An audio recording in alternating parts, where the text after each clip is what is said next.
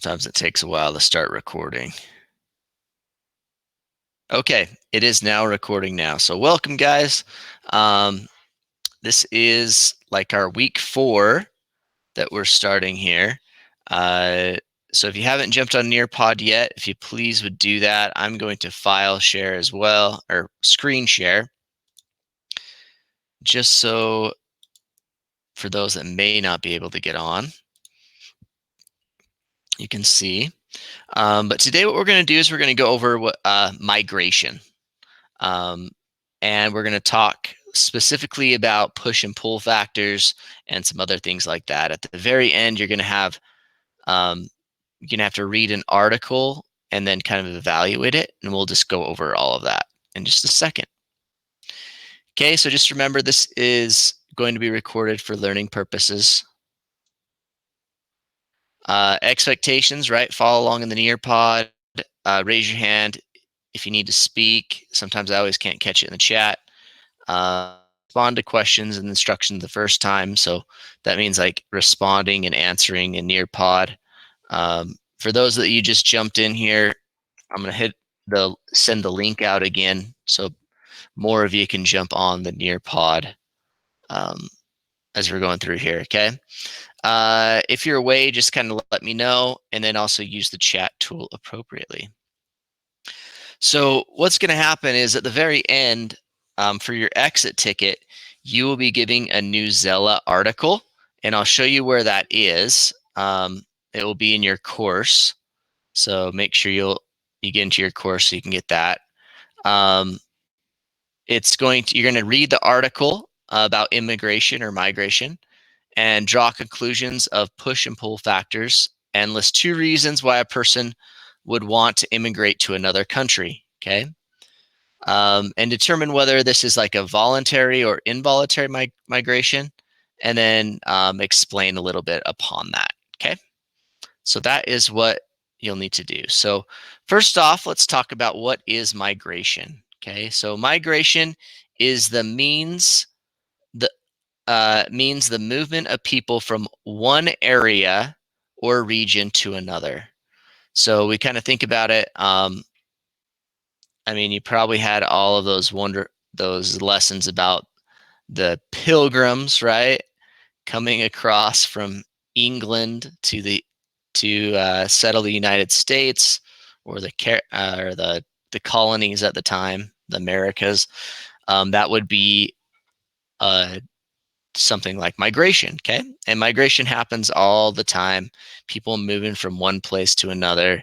But there's certain things that cause, yeah, so that's a good thing about Gregory. Birds, right? Birds may migrate, yearly, but for people, we don't usually do yearly, but there's a lot of people, as you can kind of see in this slide right here. We have a little political cartoon at the bottom here is what it's called. So you got the castle here, and it kind of describes push and pull factors, okay? So the people that are leaving kind of the castle or kingdom here is we are leaving because we do not like the way things are done here, okay? So it could be weather, right? It could be you don't like how the government's doing things. You don't like how they're enforcing certain COVID protocols. Or people, same thing. People, we are arriving because we do not like the way things are done elsewhere. And so they're coming in to that area, okay? So somebody says, well, it's time to skip to Canada. Some people do. They decide to go to another country because they don't like what it is like here. Or I know a lot of people, right? I got a lot of friends in the UK that are doing everything they can to come to America because they don't like what it's like over there, okay? So it's very interesting to kind of see. It's all about people's perspectives, but there's different reasons why people move out, as you can kind of see here. And there's certain times that other people do not want people to come in. And so there's fences built, borders, that kind of stuff. Okay, let's watch this little video about this concept. And after that, we'll discuss.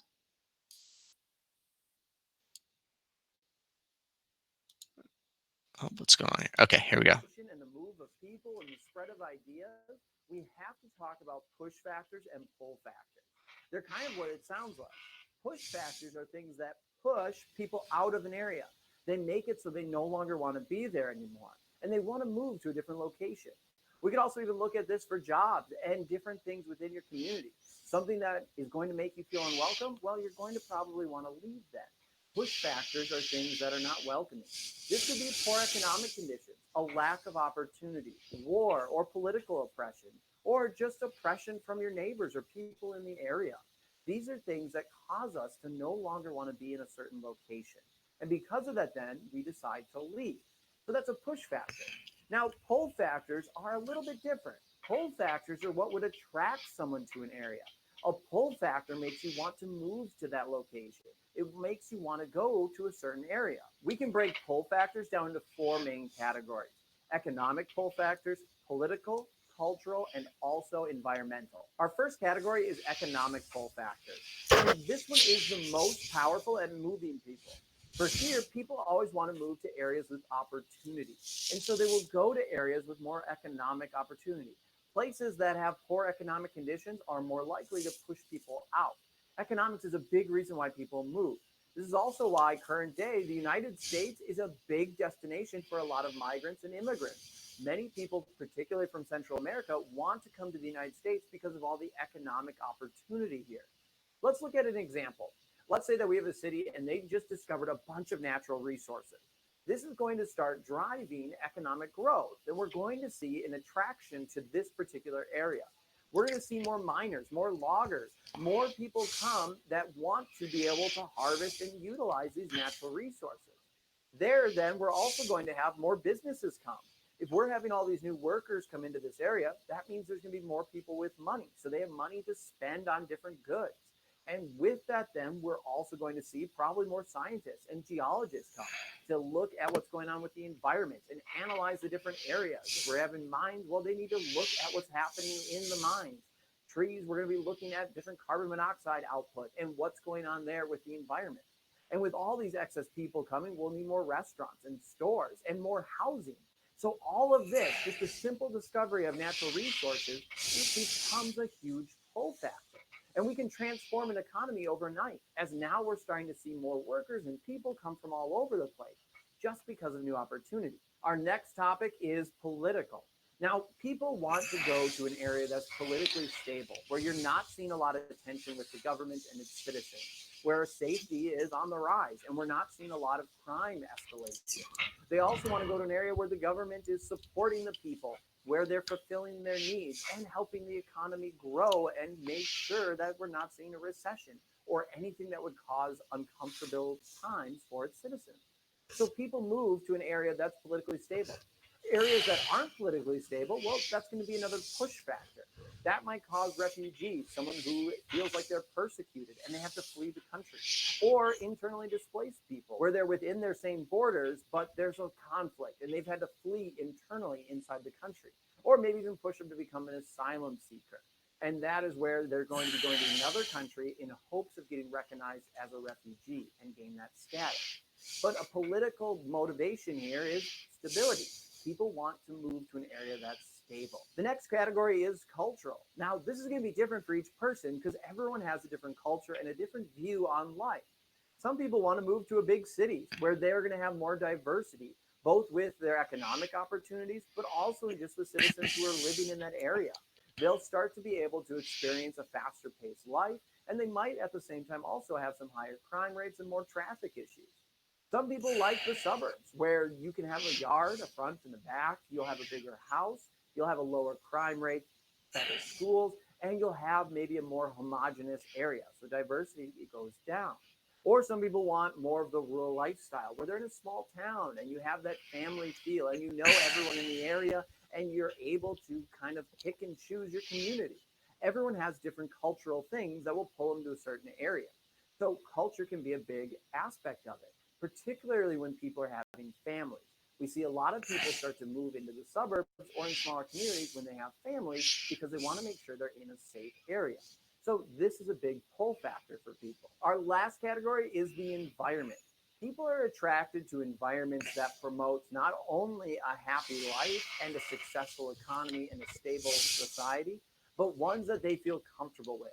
Remember back to my video on the 4 twos, the too hot, too cold, too wet, and too high. Those are areas people don't want to be. I should definitely know some of this. I live in Minnesota where it is very cold in the winter. A lot of people don't want to live up here because of the coldness. They want to go to a warmer area. Now, there's other barriers that impact migration, such as mountains or government laws, restrictions, and also even just money. It's expensive to move. At the same time, though, what we've seen over time is it's become easier and easier to migrate and move. With communication and transportation improving, barriers we used to have are no longer there. That's also why we're seeing an increase of people moving, particularly to different countries that they see as more opportunity that is going to be available to them, where they can get a better life. And then we see now less of the physical restrictions, but more of a governmental stance. Governments now are passing laws and putting up barriers to try and prevent migration of people. All right. I know that was kind of long, but that really gave a good overview of what we're kind of talking about. Okay. So, why people move from one place to another. So, the push and pull factors. As soon as this comes up, let's see here. So, the question asked, there's two questions on it. Okay. Um, moving to another area because of employment opportunities is a blank factor. Okay. So I need you to answer that. Just A or B, push or pull. Remember what they kind of talked about, right? Um, you're going to another area, right? You're being pulled to another area because of some reason, or you're being let out because of another. Okay. And then leaving a location because the area is unsafe would be called a what kind of factor? Okay.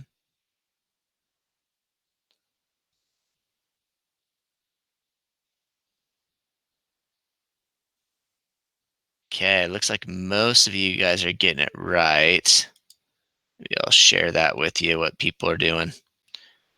Very good. Okay, so it sounds like you're understanding it. That's great. Let's have a little discussion on well, not yet. Okay, so we're going to go over a little bit more. So push factors, what they talked about. So the reasons why somebody would leave an area. Okay, now you may have seen this pyramid before. This is called Maslow's hierarchy of needs, and at the very bottom you have what's called your basic needs. Okay, and even your psychological needs need to be kind of met, right? Um, and having any of these kind of taken out would be like a push factor for somebody. So, for example, if you do not have food, you're going to go somewhere else, right? If you don't have water, if you don't have warmth or shelter or rest, safety, right? If it's unsafe in the area, you're going to leave. If you are in an area and you don't feel like you belong, okay, that may make you move, right? Maybe some of you came to Utah Virtual Academy because you didn't like your home district school, right? And you maybe have moved over there. Okay. So all of these things can look at to be a push factor, but the same reasons that you kind of leave are the same reasons as you go to another area. That's a pull factor that's pulling you in. So, for example, more freedom or money. I kind of like this little cartoon thing. Um, but if you're not safe in an area and over here is safe, you're going to move over there, right? You're going to do whatever you can to make the best life for you because you want that quality of life, right? And so I don't blame anybody for kind of wanting to try to get a better life and moving from place to place. At least that's my thoughts. Okay, so let's talk about it real quick. So push and pull factors. Have any one of you moved from one place to another? If you have, then why? Okay. So you stayed your whole time the same house, same area. Okay. You must like it there, right? Yes, you wanted a larger house. Okay, so that was something that you needed, or you felt like you needed, and so you moved from the couch to your bed. Okay, so it may be a little bit nicer in your bed, but maybe you feel safer in your bed.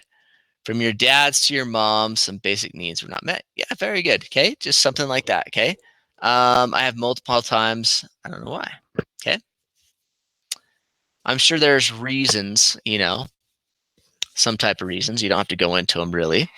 Uh, I needed to move to my grandpa's with my dad so he could take care of him. Okay, very good. That's good reason. I've moved from Ethiopia because I needed parents. Okay, very good.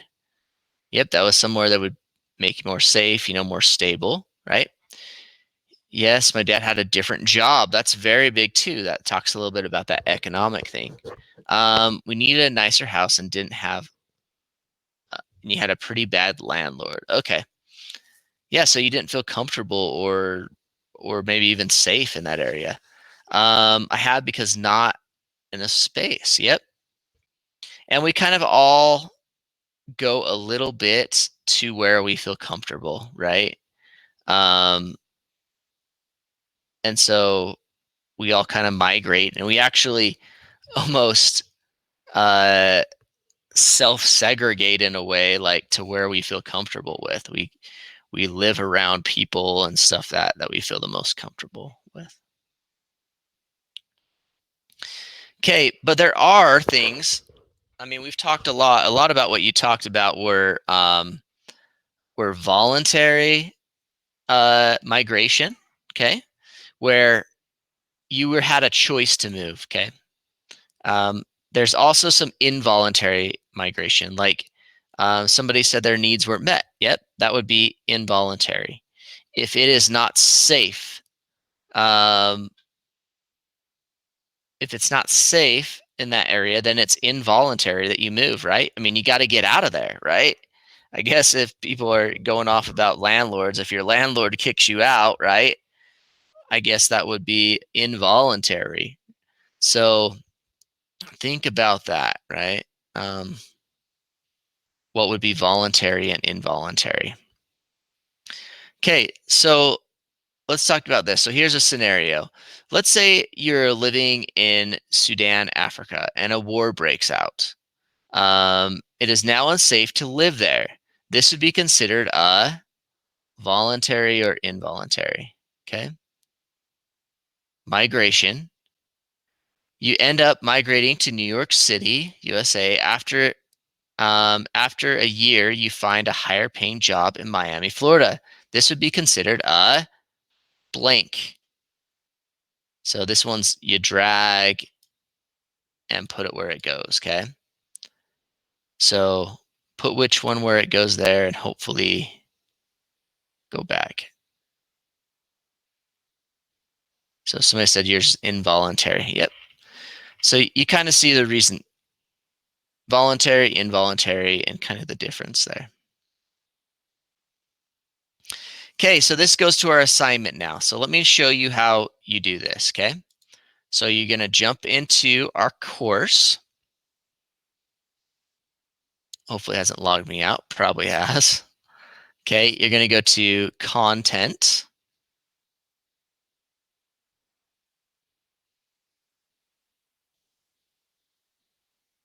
And under migration, okay? So under migration, you're going to have, first off, you'll have this document, okay? That I attached to here. This is the document you need to read, okay? This document is about a young person, 15-year-old from El Salvador, okay? And he's migrating into California, okay? So not very long, just a little over a page that you need to read. So you'll read that. And after you read that, okay, you're going to come in here and you're going to go to the assignment portion, okay? And so as we go in here, you'll kind of see what you need to do. So you'll start it.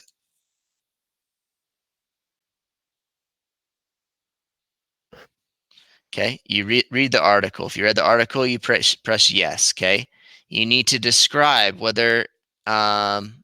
describe 2 push factors. Okay, for Vladi, why he immigrated. You need to list 2 pull factors while he did. And was this a voluntary or involuntary migration? Okay, so that really kind of shows you what you need to do, and then you can submit it. That will be your exit ticket for this class. And that leads us to the end. So do you guys have any questions or anything like that of what you need to do? What's expected you of this week or this lesson? Okay. Sounds good. Good. I'm glad it's explained well enough for you. So the assignment is the exit ticket, correct? Yep. That you'll need to do. It's not due till Friday, but if you can do it today, that would be fantastic, and then get it out of the way. Okay. All right. I will be sticking on here to answer any questions you may have. But if you're good, then you can go. So thanks, everybody. Appreciate you joining me.